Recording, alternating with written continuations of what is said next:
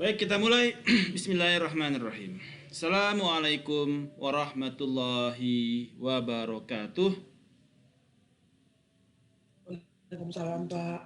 Waalaikumsalam warahmatullahi wabarakatuh. Bertemu kembali di sesi keempat untuk merger, acquisition, and other restructuring activities.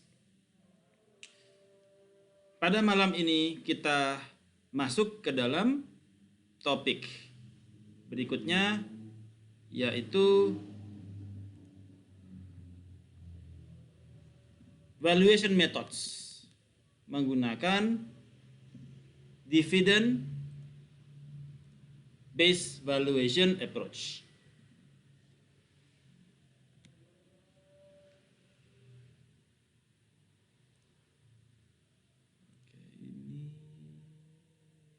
Hide panel. Oke. Di topik ini kita akan mempelajari mengenai teknik valuasi menggunakan dividend based approach. Bentar.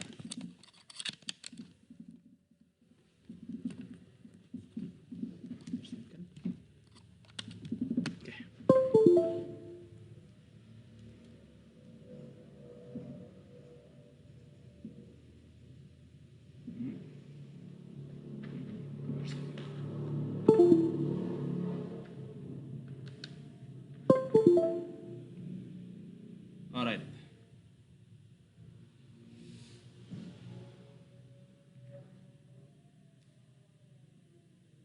Jadi di dalam merger dan acquisition, teknik valuasi ya,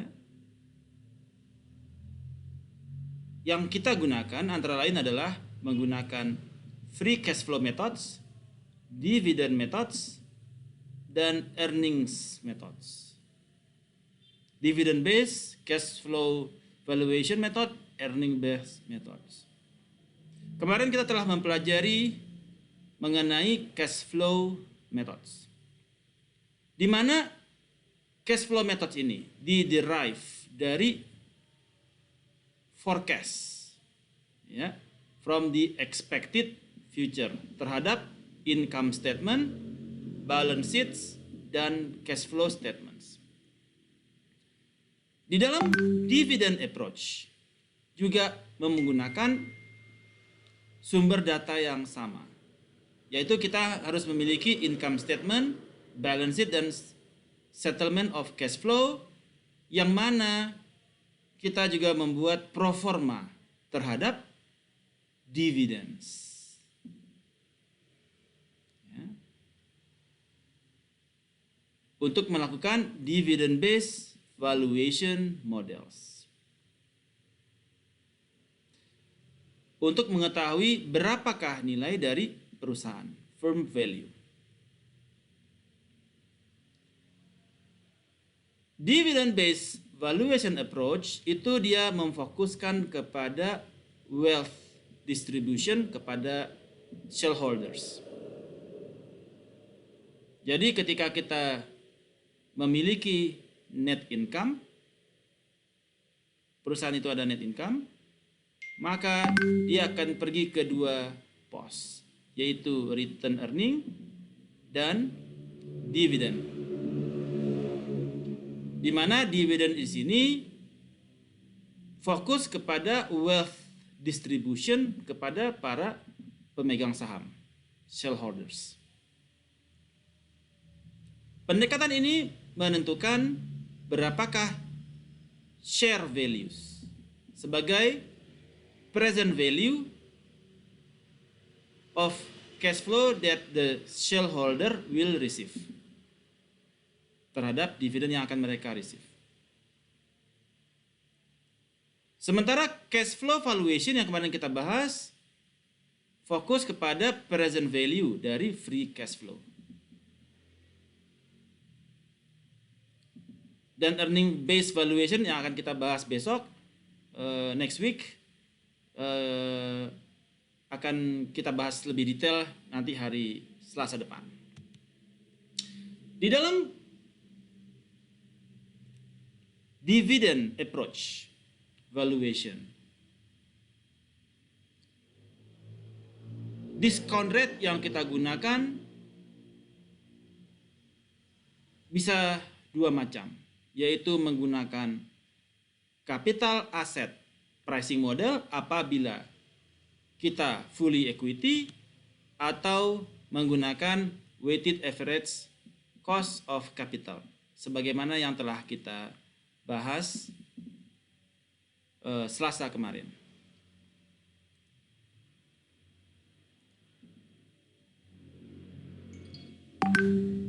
Pendekatan menggunakan CAPM, yaitu berapakah return of equity, cost of capital, adalah merupakan risk-free return ditambah dengan beta dikalikan market return dikurangi dengan risk-free return. Kemarin kita sudah membahas mengenai bagaimana cara menghitung beta, yaitu menggunakan linear regression. Yang kedua, metode yang kemarin saya sampaikan menggunakan covariance dari market dan dari company-nya dibagi dengan variance dari company. Kemarin videonya sudah saya share ya, metode yang covariance dibagi variance-nya. Sudah pada nonton semua kan? Sudah nonton belum? Belum Pak, belum sempat Pak, masih ada tugas. Oke. Insya Allah nanti Sabtu Minggu. Alright, nanti dilihat ya, saya sudah share kemarin.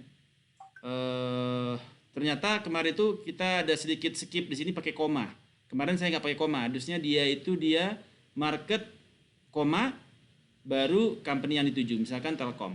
Kemarin saya nggak pakai koma maka hasilnya error. So only kurang koma, no worries. Yang betul kemarin itu yang 1,11 ya.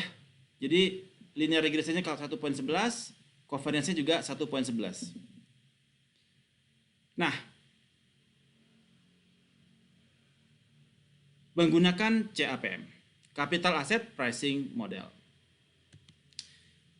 Yang kedua, menggunakan Weighted Average Cost of Capital. Apabila perusahaan menggunakan equity dan juga debt, di mana weighted average cost of capital adalah weight dari debt dikalikan return dari debt dikalikan 1 dikurangin corporate tax ditambah weight dari preferred stock capital dikalikan dengan return dari preferred stock capital ditambah weight dari equity dikalikan CAPM, ini CAPM ya, ditambah weight dari non-controlling interest dikalikan return dari non-controlling interest. Namun secara umum yang sering digunakan adalah yang ini dan yang ini. Jadi ada dua, yaitu debt dan equity. Cost of debt dan cost of equity atau CAPM. Contohnya, jadi kalau kapitalnya ada debt dan common equity, di mana nilainya 2,4 dan 84, maka weight-nya adalah 2,7 dan 97. Cost of capitalnya untuk debt, cost of debt-nya adalah 1.79%. CAPM-nya 7,2%, maka weighted average cost of capital-nya adalah weight-nya dikalikan dengan cost of capital-nya dijumlahkan sebesar 7,05 menggunakan weighted average cost of capital kalau dia menggunakan both debt dan equity. Di dalam dividend based valuation model,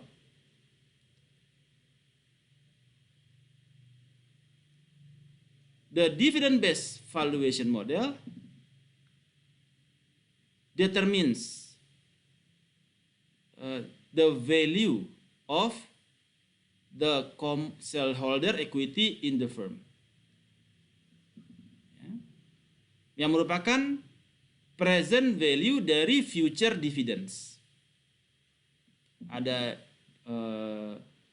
D1 dibagi 1 plus return on equity atau CAPM, pangkat 1 ditambah dividen kedua, ditambah 1 ditambah CAPM pangkat 2, ditambah dividen yang tahun ketiga, dibagi 1 ditambah CAPM pangkat 3, dan seterusnya. Ini menunjukkan the value of common shareholder equity in the firm. Dividend based valuation model ini termasuk di dalamnya dividends yang mengandung semua yang menjumlahkan semua dividend cash flow terhadap kepada shareholders, ya. Ketika mereka memiliki saham yang di-issue oleh perusahaan. Nilai dividen tersebut didiskon untuk mendapatkan present value menggunakan required return on common equity atau CAPM apabila dia hanya menggunakan equity. Namun apabila dia menggunakan debt dan equity, maka dia menggunakan weighted average cost of capital. Menggunakan weighted average cost of capital karena ada beberapa cost of capital yang digunakan di dalamnya, yaitu debt dan equity.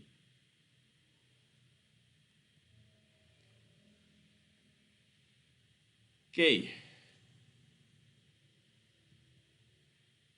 Di dalam perhitungan dividen atau disebut juga net dividends,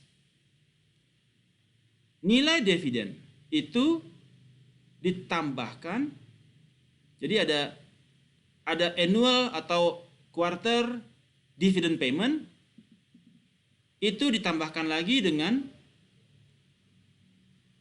share repurchase dan dikurangi lagi dengan berapa share yang di-issues. Jadi tidak semata-mata dari ketika kita ada net income itu langsung return earning dan dividen. Ini kita catat, tidak itu saja. Jadi net dividen di sini adalah ditambahkan dengan, jadi ketika kita membayar dividen, ketika pembayaran dividen ini cash flow-nya ini cash inflow atau cash outflow? Dividen ini cash flow-nya inflow atau outflow? Kalian tahu nggak? Ketika kita membayarkan dividen, ini cash inflow atau cash outflow? Outflow, Pak. Oke, good. Kalau share repurchase, ini cash outflow atau cash inflow?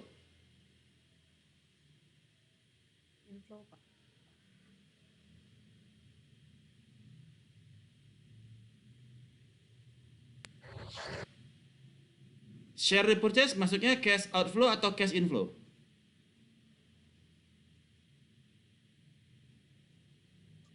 Pembelian saham kembali, itu cash inflow atau cash outflow? Outflow, Pak. Outflow, oke. Ketika kita menerbitkan share baru, itu cash inflow atau cash outflow? Inflow, Pak. Inflow. Jadi net dividend adalah berapakah dividend payment kepada common shareholder equity, ya, ditambah net cash flow dari share repurchase dikurangi net cash flow dari common equity yang kita issues, sehingga didapatkan total dividend to common equity shareholder. Cita-cita kita di dalam melakukan dividend valuation adalah untuk mengukur present value dari total net dividend. Bukan dividennya, total net dividend kepada common equity shareholders, including all cash flow from shareholder will receive from holding the shares. Total net dividends include cash flow, include kepada stock buybacks, ya, dan cash flow from shareholder to the firm ketika kita issue shares merupakan negative dividends. Wait a second. Alright. Nah, jadi ketika kita melakukan perhitungan dividend based valuation ada dua pendekatan. Yang pertama yaitu computing total dividends using the using components of dividends paid to shareholders ditambah common stock repurchase dikurangi kepada common stock issues. Ya. Maka kita dapatkan total dividend to common equity. Jadi kita hitung total dividendnya. Jadi dari tahun pertama sampai dengan tahun kelima. 5 years dividend. Pro forma. Ini adalah pro forma ya. Pro forma kepada dividen. Jadi bukan hanya dividen yang dibayarkan, tetapi ditambahkan juga stock repurchase dikurangin stock issues. Kita dapatkan total dividen sampai tahun kelima. Pendekatan kedua yang bisa digunakan adalah menggunakan clean surplus accounting. Pendekatan clean surplus accounting dia menggunakan yang disebut dengan compressive income attributable to common equity. Ini adalah net income. Net income ditambah dengan unrealized gain dan unrealized loss. Jadi dia comprehensive income itu adalah nilai net income yang ditambahkan dengan unrealized gain or loss. Ya. Bisa juga dari unrealized gain dari macam-macam. Ada dari forex, ada dari tax. Ya. Nah, misalkan net income-nya 2,759. Ada unrealized gain, unrealized loss, ya, didapatkan comprehensive income. Jadi nilainya ternyata lebih kecil comprehensive income-nya dibandingkan daripada net income-nya. This is what we call a comprehensive income.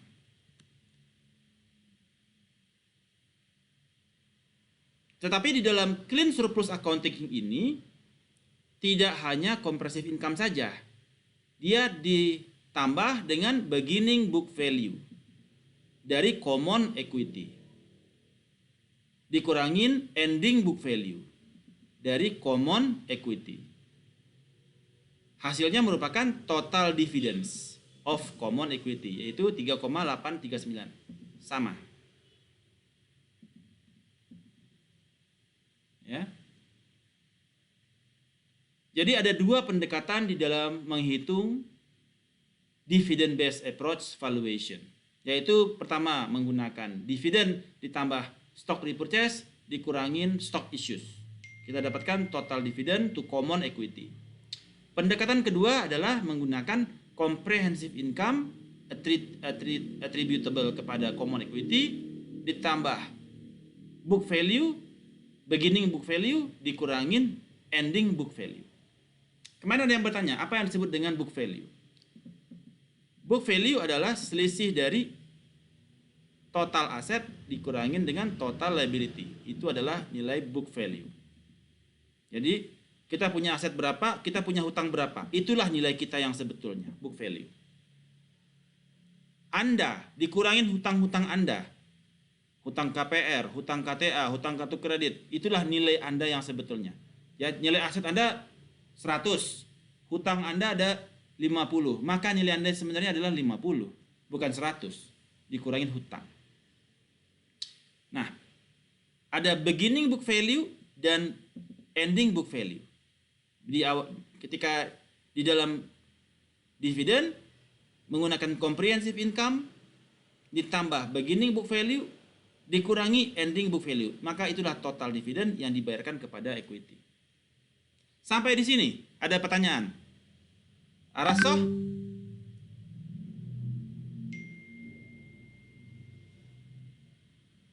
Wakarimaskah?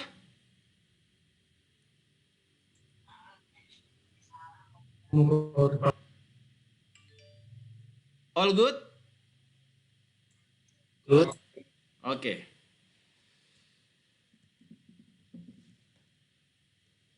Alright, kemudian kita sudah mendapatkan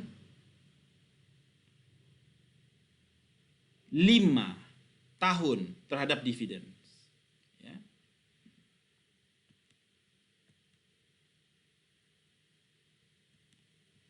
Nah, kita sudah mendapatkan data 5 tahun, tahun pertama, tahun kedua, tahun ketiga, tahun keempat, tahun kelima dari dividends. Ya, kita dapatkan dividends, dikurangin stock issues, dikurangin stock repurchase. Kita dapatkan dividend to common equity. Ya, 5 tahun.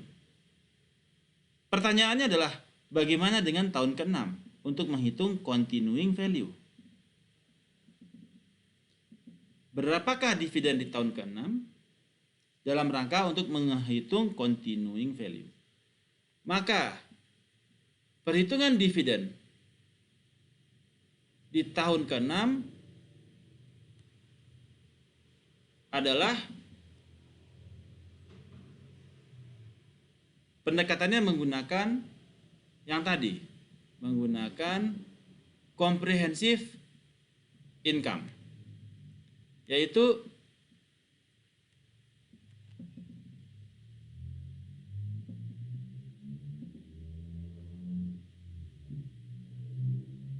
jadi kalau kita menghitung continuing value, kita belum menghitung dividen ya. Setelah kita menentukan dividen, continuing value-nya dibagi dengan return on equity dikurangin dengan growth dari dividen. Misalkan ini dividen tahun ke-6, dividen tahun ke-6, T-nya 5. Maka yang digunakan adalah comprehensive income di tahun ke-5, T5, dikalikan 1 plus gross, karena dia untuk tahun ke-6 ya, gross 1 tahun doang kan, pangkat 1. Ditambah book value.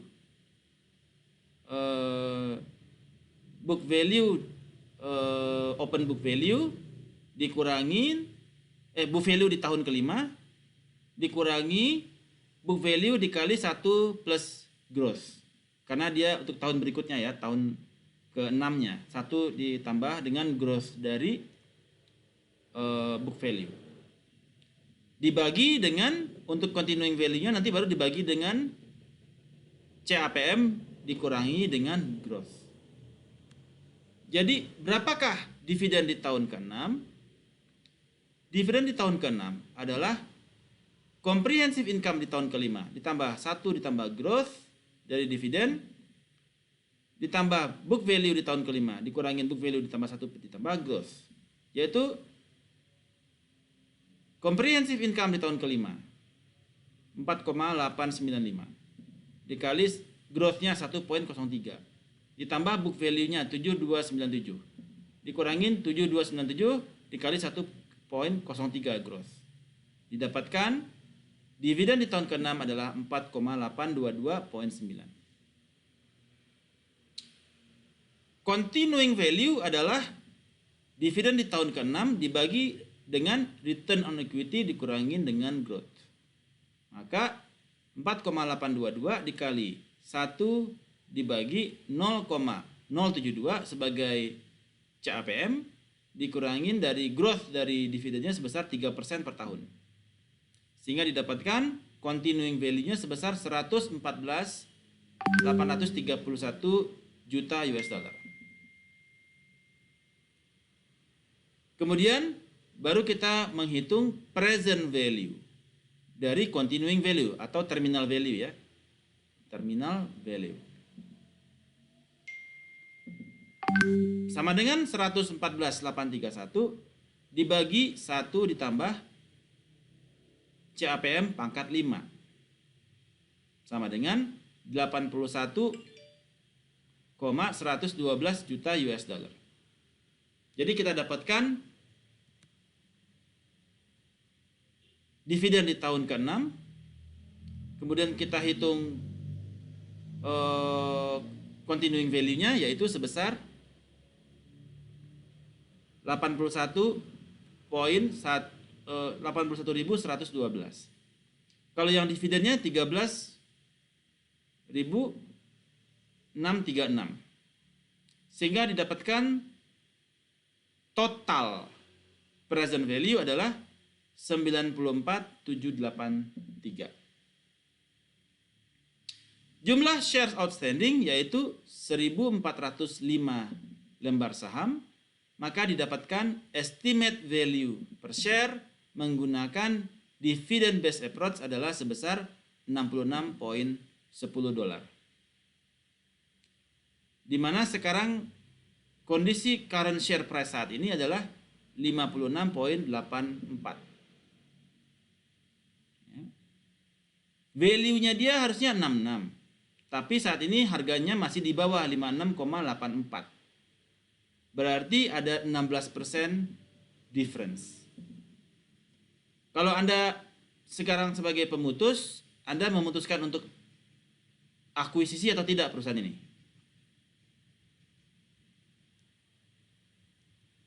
Current share price 56. Estimate value per share 66. Beli, buy or no buy? Buy.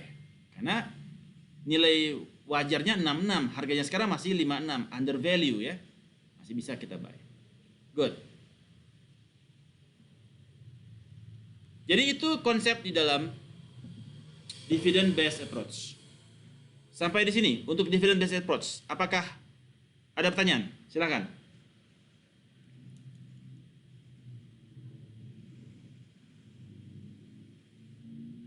Any questions?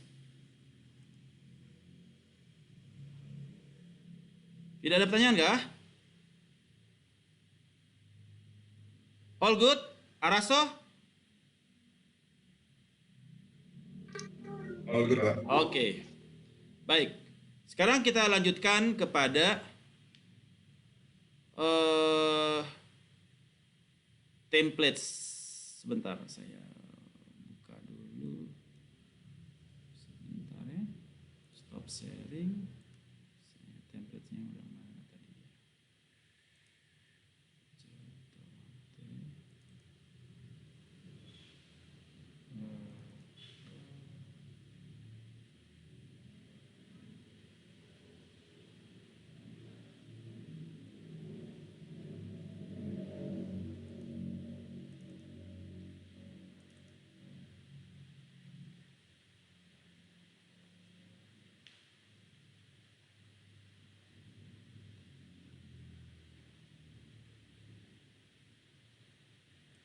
Oke.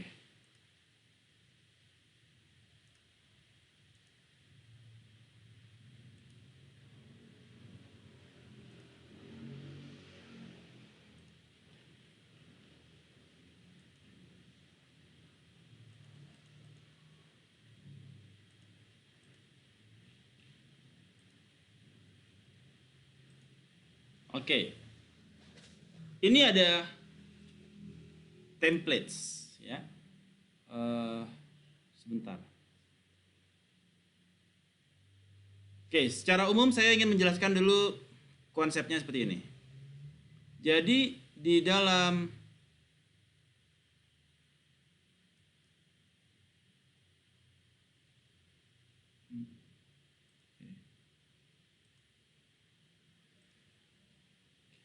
Kita ada dua ya. Pertama adalah ada dua hal yang saya ingin jelaskan. Pertama adalah terkait dengan assignment dan terkait dengan UAS. Saya pengen bahas langsung dari sekarang. Jadi untuk assignment, tugas Anda nanti di dalam assignment yang pertama adalah untuk searching kepada company untuk Anda melakukan acquisition. Ya. Jadi tugasnya adalah please develop clustering model untuk industri Anda menggunakan 3 financial ratios. Jadi Anda bisa saja menentukan perusahaannya terhadap industri keuangan, industri oil, mining, industri apapun itu, pilihan Anda. Kemudian Anda harus menentukan company yang akan Anda lakukan akuisisi. Bisa saja company-nya yang Anda cari adalah yang mengalami financial distress karena harganya lagi murah. Mereka tidak ada financial distress, Bukopin lagi financial distress, nggak bisa bayar tabungan para penabung, sehingga perusahaannya financial distress dan dijual for auction, dilelang.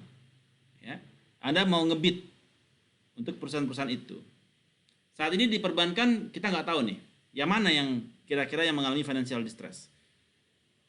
Cita-cita Anda adalah menemukan perusahaan yang mengalami financial distress menggunakan 3 financial ratios.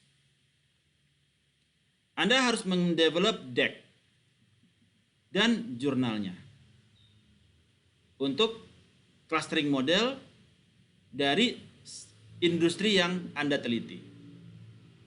Ya. Bisa menggunakan SPSS untuk toolsnya, bisa menggunakan IBM Modeler, dan juga bisa menggunakan Python. Tinggal Anda nonton ini perkuliahan tutorialnya. Ya.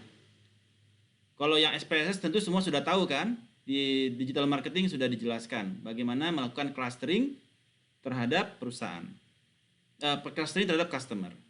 Nah, sekarang yang Anda cluster adalah financial ratios.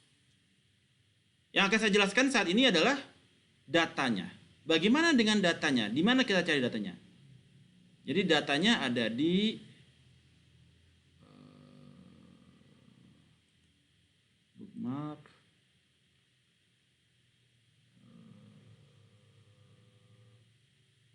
Bursa Efek Indonesia. Ada di Bursa Efek Indonesia. Layar saya sudah muncul Bursa Efek Indonesianya? Sudah, Pak. Oke. Ada di data pasar, Anda buka di idx.co.id, kemudian di data pasar, kemudian di digital statistik beta. Ya, ntar kita buka sini deh, biar yang ini jelas. www.idx.co.id.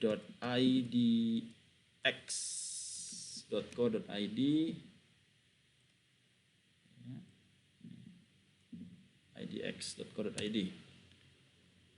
Nah, kemudian Anda buka data pasar. Yaitu kemudian Anda buka digital statistik beta. Kemudian Anda months-nya Juni 2002, oke, Anda yang terakhir. Kemudian di sininya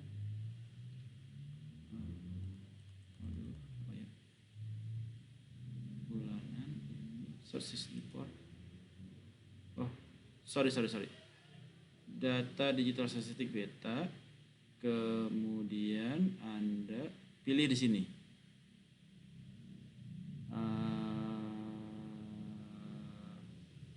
Financial report and ratio of listed companies. Kemudian Anda pilih financial data and ratio. Financial data and ratio dari tahun Juni 2022. Jadi Anda data laporan terakhir ya. Data laporan terakhir mereka Anda bisa dapetin. Kemudian unduh. Anda tinggal unduh saja berupa Excel. Anda unduh berupa Excel. Oke, ini. Kemudian sudah masuk.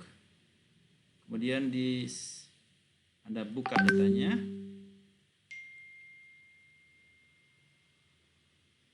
Enable editing. Nah, muncullah data laporan keuangan terhadap semua perusahaan yang ada di Bursa Efek Indonesia. Kemudian Anda blok semua, kita filter. Nah, di sini ada berbagai macam sektor. Ada energi. Di sini ada energi, kemudian sub industrinya ada coal, oil, gitu ya. Kemudian kode perusahaan, kode emiten, stock names, financial statementnya tanggal bulan Maret semua nih udah keluar nih, laporan kuartal mereka. Kemudian ini adalah rasio keuangannya mereka. Ada net profit margin, return on equity, return on asset, debt to equity ratio, price to book value, price earning ratio, book value, earning per share, profit attribute to owner, profit for the period, earning before taxes, sales, equity, liabilities, etc. Anda cukup tentukan 3 nanti. Tapi Anda harus memilih industrinya apa. Anda mau industri yang mana? Oke, saya mau industrinya financials misalkan. Financials. Artinya ke bank semua ya. Banks. Ada sub industrinya ada apa aja? Ada banks, ada consumer finance, investment, life insurance. Nah, mungkin Anda maunya ke banks misalkan. Banks. Nah, ada rakyat Indonesia. Ya. Nah, ini Anda copy. Misalkan ini Anda copy sampai sini. Ya, copy.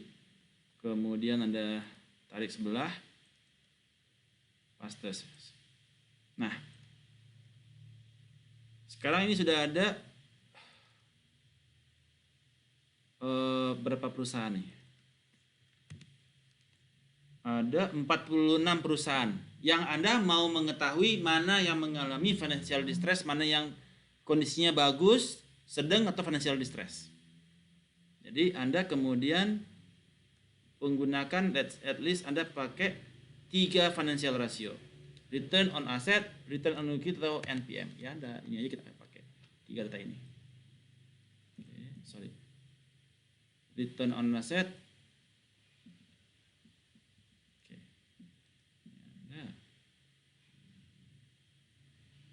Height. Nah, ada 3 data. Tapi ini dia ada yang missing data ya. Nah, yang missing data Anda bisa pilih yang di tahun 2000 akhir Desember deh. Kalau di Desember pasti udah keluar semua ya. Ini masih banyak yang missing nih. Coba kalau kita pakai yang bulan Desember.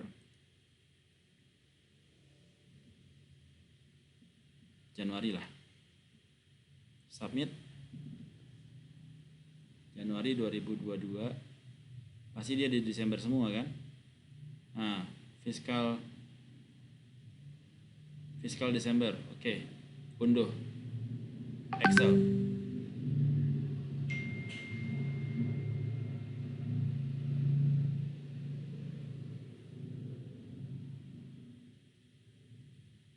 Oke, Januari 2022.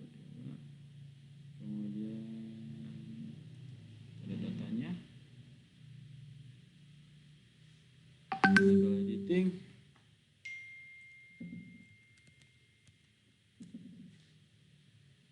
Data filter sektor energi, kita ambil finansial, kemudian sub industri kita ambil bank. Oke, kemudian kita copy kita buka file baru deh, karena kita mau pakai ke SPSS atau ke Python atau kemana ya.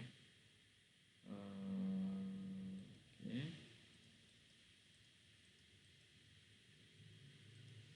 Oke. Nah, kita sudah dapat datanya. Ini PT Bank Rakyat Indonesia. Kita drop ini, kita pakai 3 rasio misalkan. Terserah Anda mau pakai rasio mana. Delete. Oke, wah juga masih kosong. Ini padahal udah bulan Desember. Oke, kalau yang kosong kita undo dulu. Kita cari yang penuh. Ada yang penuh nggak? Ini, ini. Debt to equity rasionya penuh nih. Ini 2 ini banyak yang kosong ya.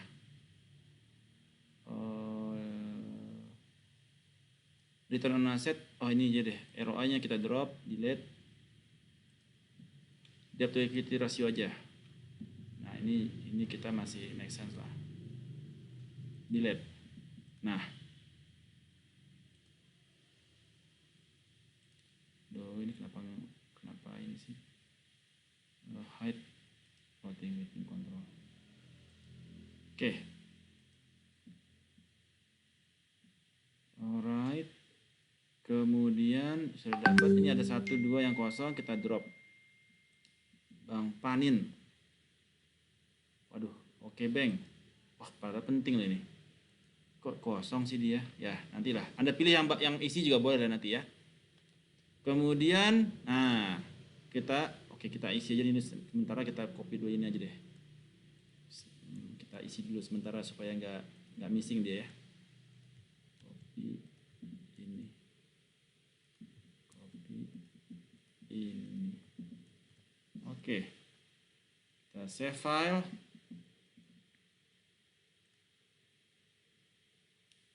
Ini clustering. Banks.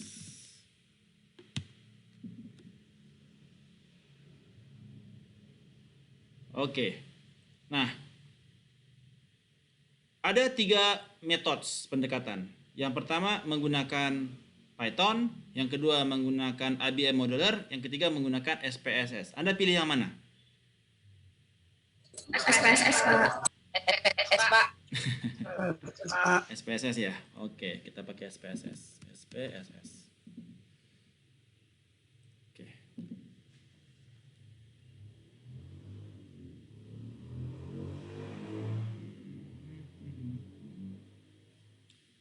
Sebentar.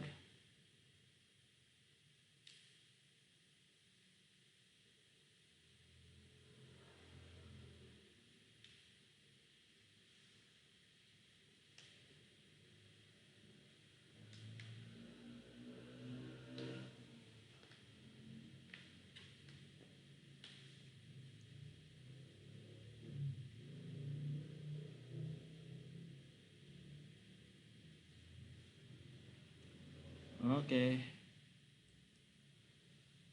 Alright, sudah di SPSS, kita open data. Bentar, ini kita drop dulu yang pentingnya aja. Ini kita drop. Delete. Sorry. Drop. Ini deh. Ini kita delete. Ini kita delete. Oke. Save. Oke. File. Kita open data. Kemudian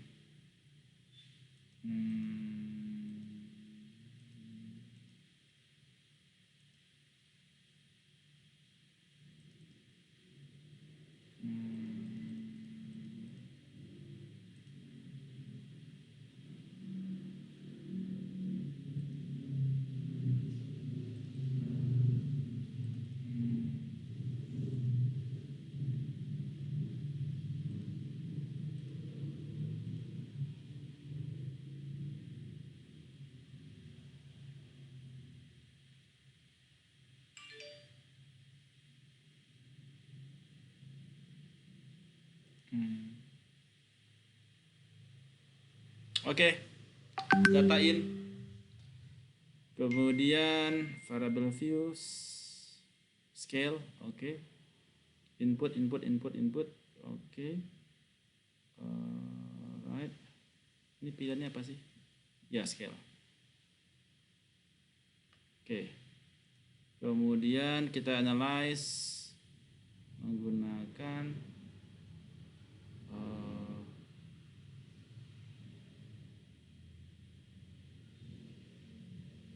classify k-means cluster.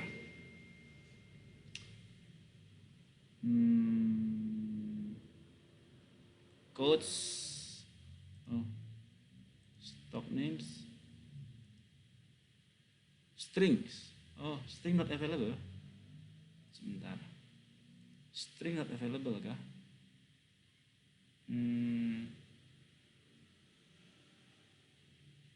String not available. Oke. Kalau gitu kita kasih.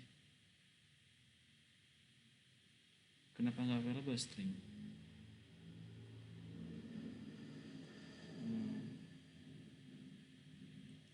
Kalau langsung tiganya aja datanya.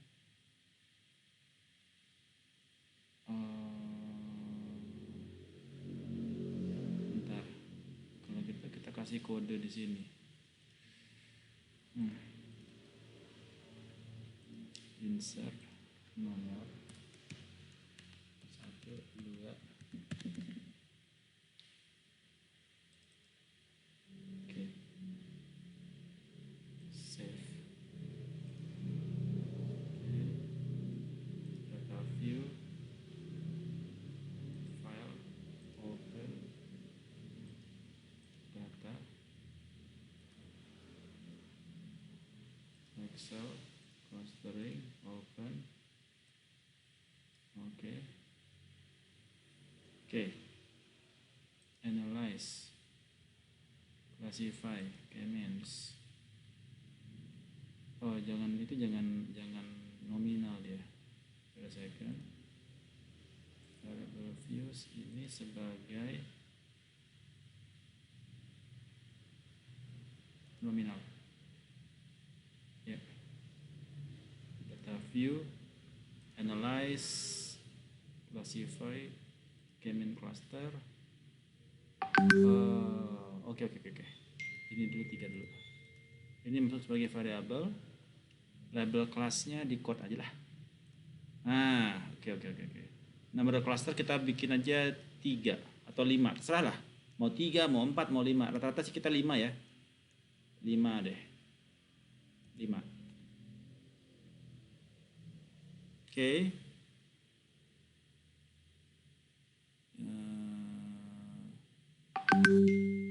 Oke.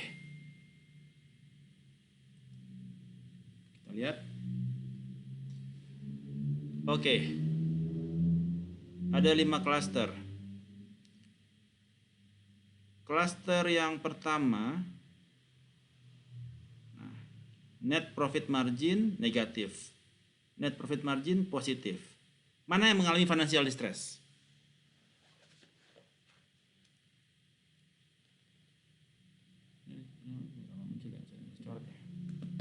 Ini dulu ya. Kita pindahkan dulu nih. Ekspor.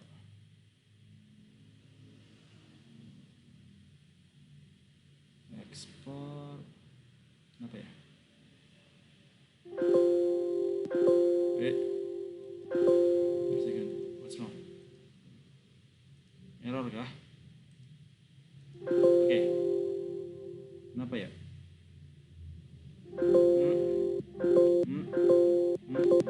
Error. Suara saya kedengeran nggak? Oke. Jadi kalau kita lihat net profit margin minus, positif. Oke. Jadi kalau kita lihat secara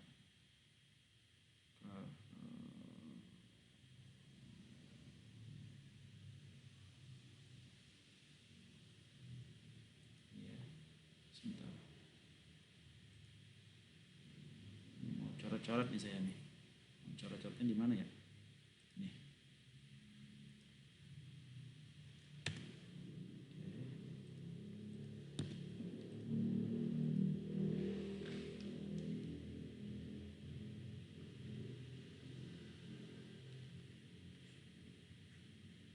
Ada net interest margin tadi ya. Apa sih tadi? Betul ya? Net interest margin ya? Net profit, Pak. Net profit margin. Waduh, hang gitu dia.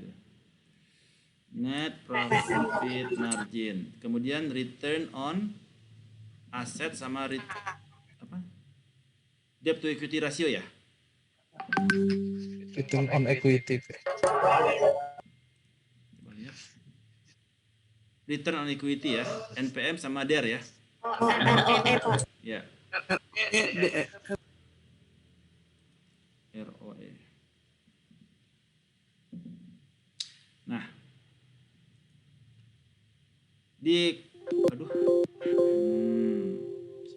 sebentar, what's wrong? Sebentar. Task manager. Bentar deh. Jadi di sini ada yang negatif. Nah, ini yang mengalami financial distress ya. Negatif 0,0 yang gede 1,2 ya. Yang gede ya. Minus 0,12. Kemudian return on equity juga lebih gede nih. Minus 0,05, paling gede sendiri dia. Debt to equity-nya juga paling besar. Jadi cluster 2 ada 7 company yang mengalami financial distress. Ya. Ada 7 company yang mengalami financial distress. Nah, jadi kita ada di sini ada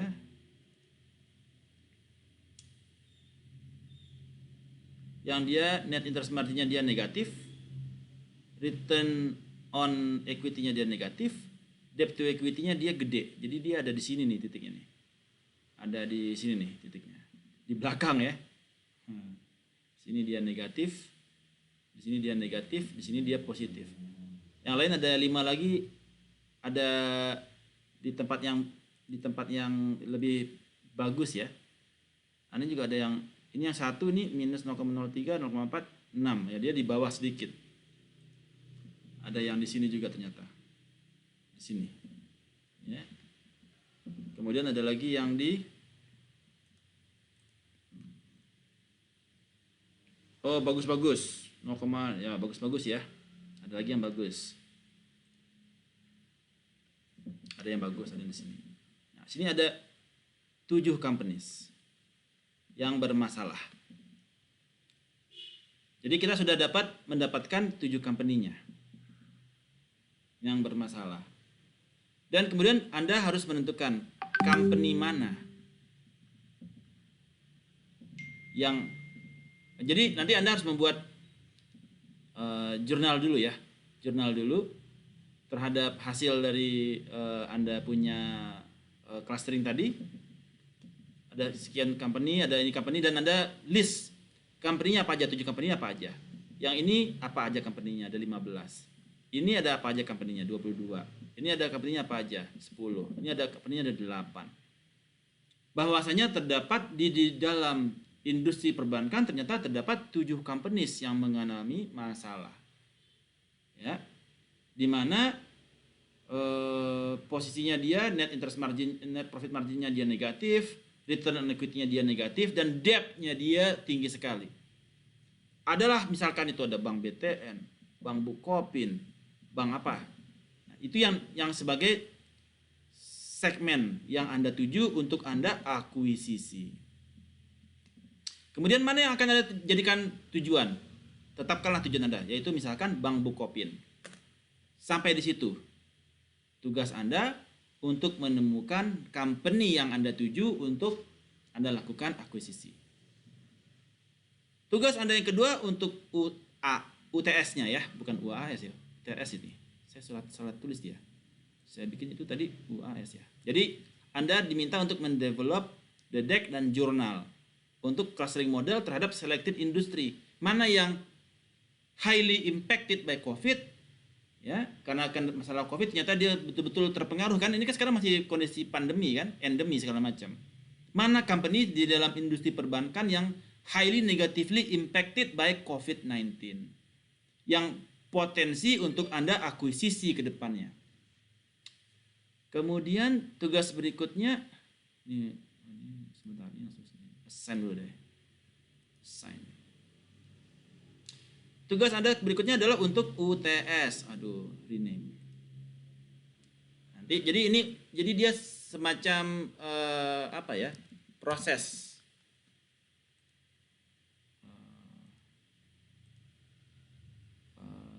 UTS.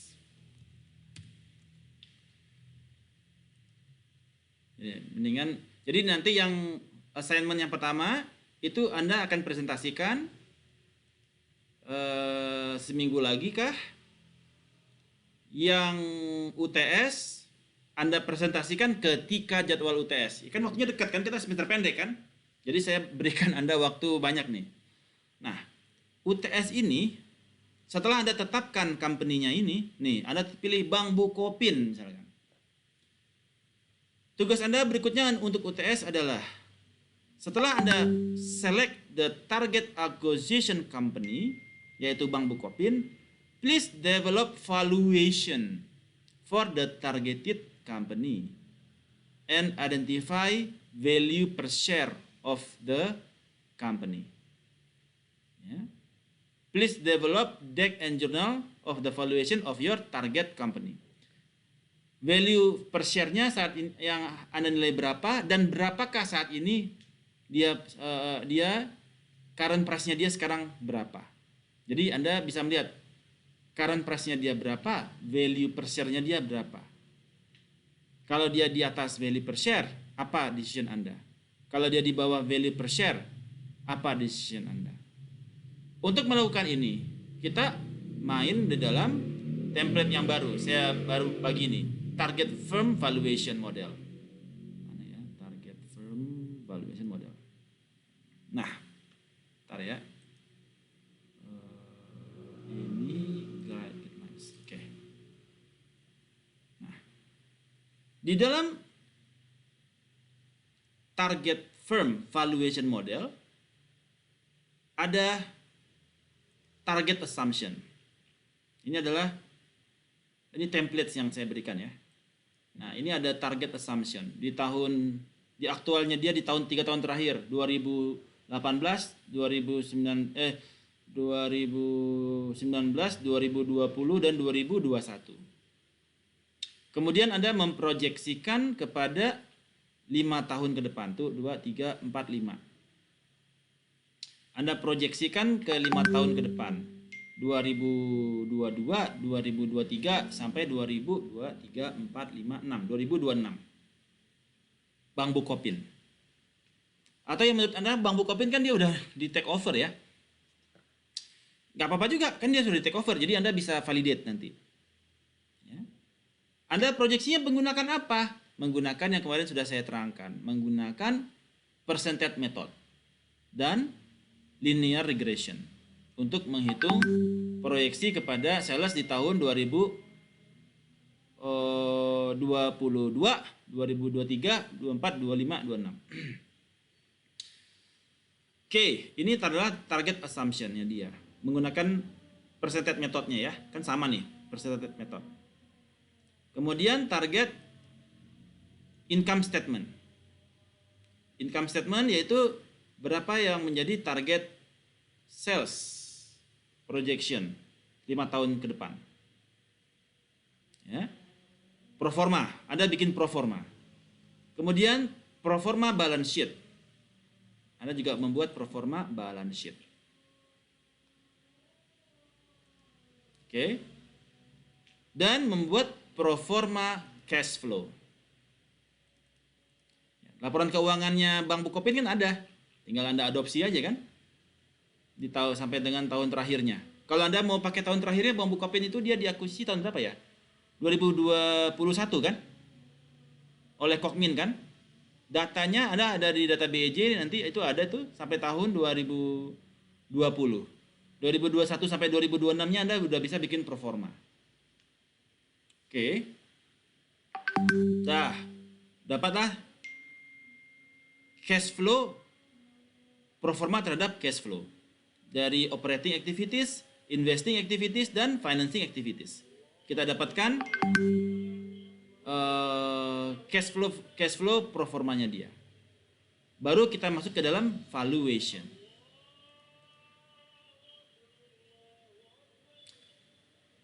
Di dalam valuation ada 2022 sampai 2026 kan? Tuh 2, 3, 4, 5. Ada bisa menggunakan methods, ada 2 pilihan, mau menggunakan cash flow methods boleh, cash flow valuation method boleh, dividend valuation method juga boleh. Tinggal ada rubah nama aja, dari free cash flow jadi dividend. It's your call. Kemudian Anda menggunakan misalkan, apakah Anda menggunakan WACC, weighted average cost of capital, berapakah nilai WACC-nya? Ataukah Anda menggunakan CAPM, berapakah nilai CAPM-nya? Ya. Oke. Kemudian Anda dapatkan berapakah nilai terminal value untuk tahun ke-6. Berapakah nilai terminal value untuk tahun ke-6-nya?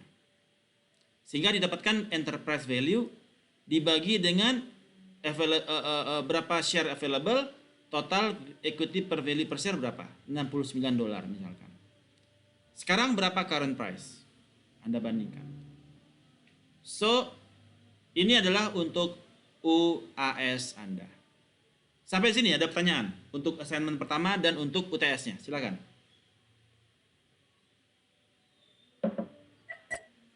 Ini laris industrinya banking atau nilai Terserah. Mau kan di sini saya sudah sampaikan. Ada banyak pilihan kan? It's your call mau yang mana.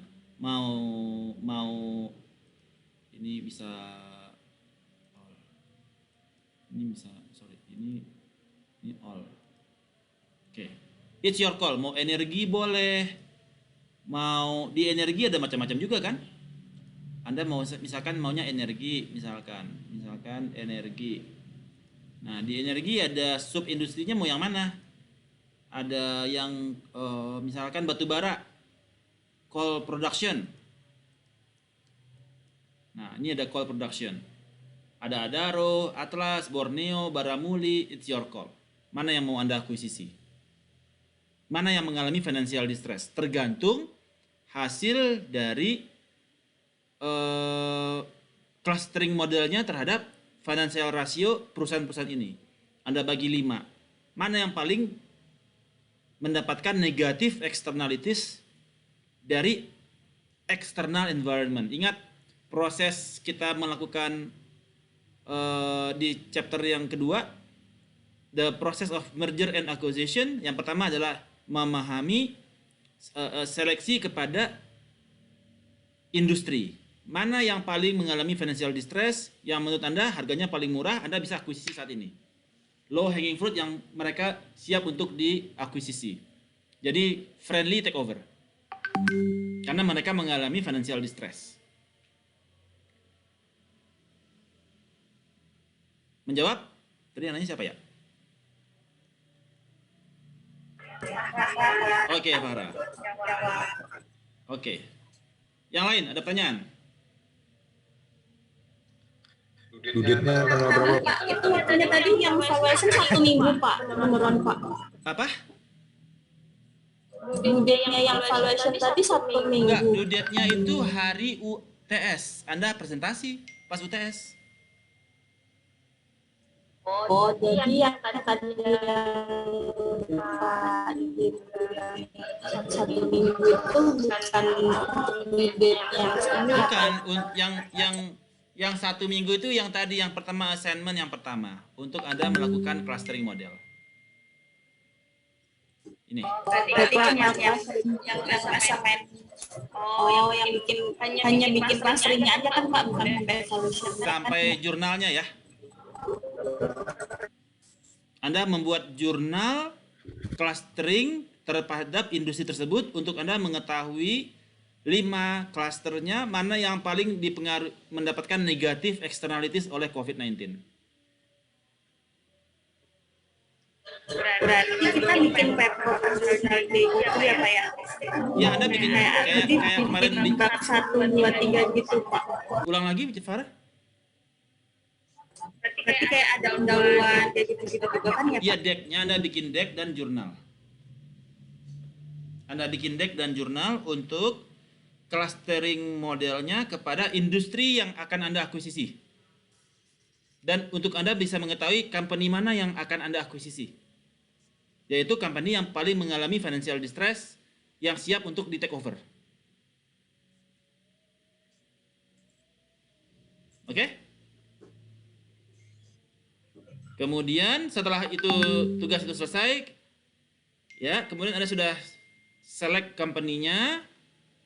Next, tugas Anda adalah untuk berikutnya adalah UTS. Kan pertemuannya berikutnya Selasa kan, UTS-nya artinya minggu depannya kan? Kalau Kamis depan Anda presentasi untuk clustering modelnya, berarti Kamis depannya lagi Anda presentasi untuk UTS-nya kan? Araso? Yes, Pak. UTS-nya kan hari Kamisnya ya berarti kan? Selasa kuliah, Kamis UTS kan? Betul tidak? Jadwal UTS-nya Kamis kan? Betul, Pak. Nah, pas kan? Jadi hari ini tugasnya Kamis depan Anda presentasi, Kamis depannya lagi Anda presentasi lagi. Ini tugasnya one on one ya, individual ya, tidak kelompok. Any questions?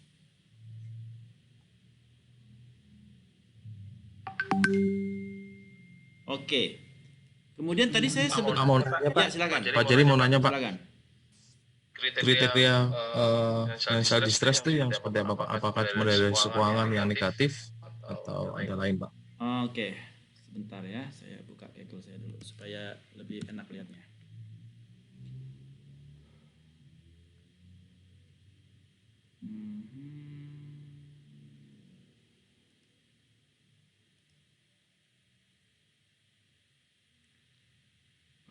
Oke.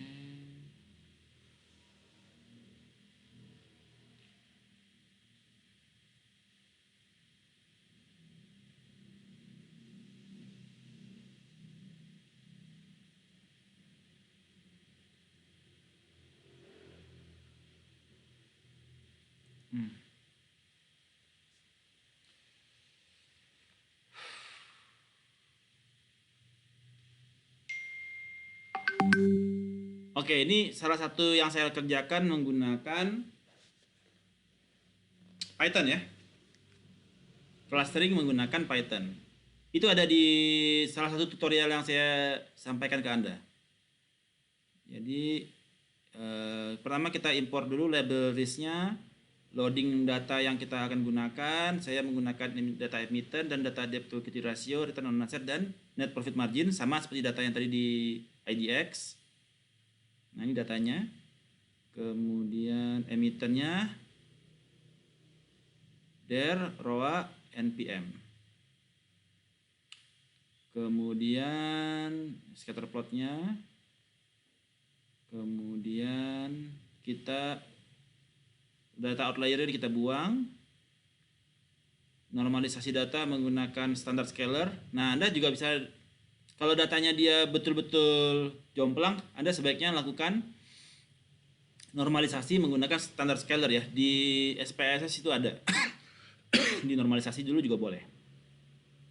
Kemudian setelah dinormalisasi, baru kita lakukan k-means clustering. Dapat ada berapa cluster ya? Sini ada 5 cluster. Kemudian kita plot, kemudian kita bisa visualisasi. Nah, dari hasil visualisasi ini terlihat mana yang debt to equity rasionya dia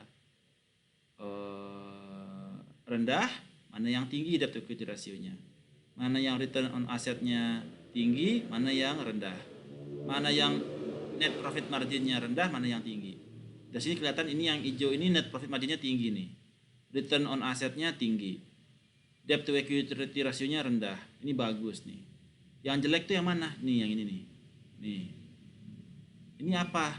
Dia net profit marginnya dia negatif. return on assetnya dia bagus sih, tapi debt to equity ratio-nya dia tinggi. Nah, ada beberapa company itu yang ketahuan ternyata memiliki kondisi yang mengalami financial distress. Ini industrinya apa ya saya bikinnya? Oke, jadi ini kalau dia 2 dimensi, kalau tadi saya bikinnya pakai 3 dimensi ya. Nah, jadi tujuan kita adalah untuk mengetahui company mana yang mengalami financial distress. Mana yang bagus. Sehingga kalau dia mengalami financial distress, dari gambar visualisasi sudah ketahuan kan mereka mengalami financial distress, kita bisa identifikasi company-nya mana aja, dan Anda sudah bisa milih dari 7 company ini mana yang mau Anda akuisisi.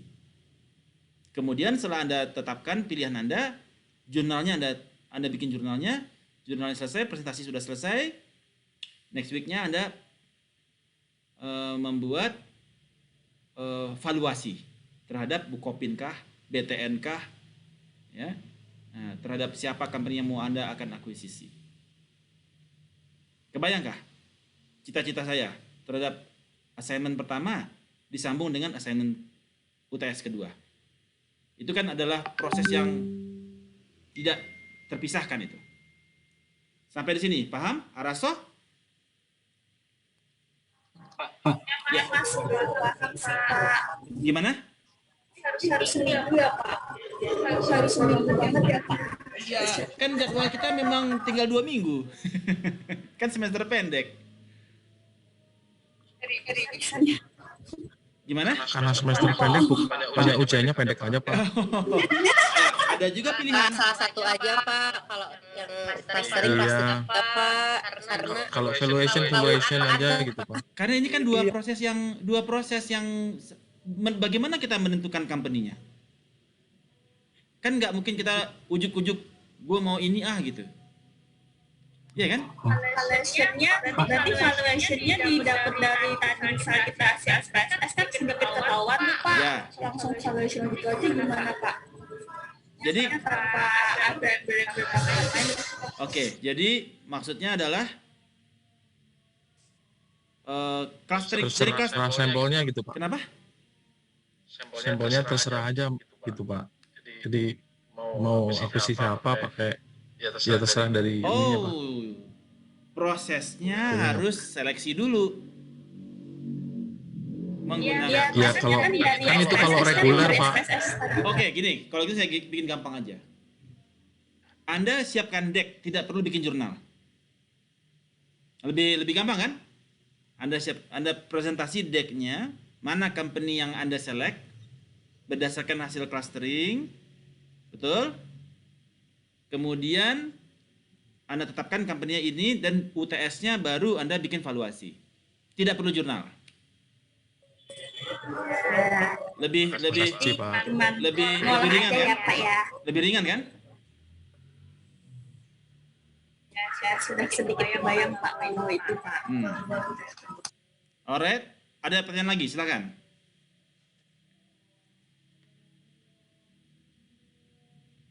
Any other questions?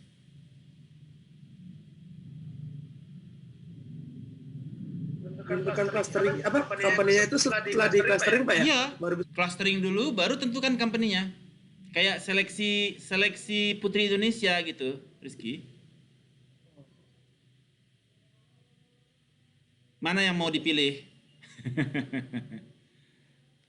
Kebayang Rizky? Tadi clusteringnya terserah kita kan ya Pak, total clusteringnya Pak. Enggak lah, harus satu industri yang Anda tuju. Jadi kayak yang tadi, Anda harus tetapkan company-nya nih. Misalkan ini energi, Anda pilihnya ya coal. Bisa saja Anda pilihnya nanti yang lain kan? Jadi, oke. Kemudian, sorry. Ini all ya, select all. Oke, ini Anda bisa saja pilihnya bukan energi kan? Misalkan healthcare, rumah sakit. Nah, ini ada industrinya, ada farmasi atau campur nih, farmasi dan provider ya. Mana yang mengalami financial distress? Ada Kalbe Pharma, Pipro segala macam. Your call. Mana perusahaan yang menurut Anda mengalami financial distress dan Anda incer untuk Anda akuisisi? Kalau perusahaannya bagus kan mereka nggak mau diakuisisi kan? Ngapain lo akuisisi gua? Perusahaan gua bagus gitu kan? Tapi kalau perusahaannya kembang kempis gitu kan? Ya udah deh akuisisi deh gitu. Kebayang? All good?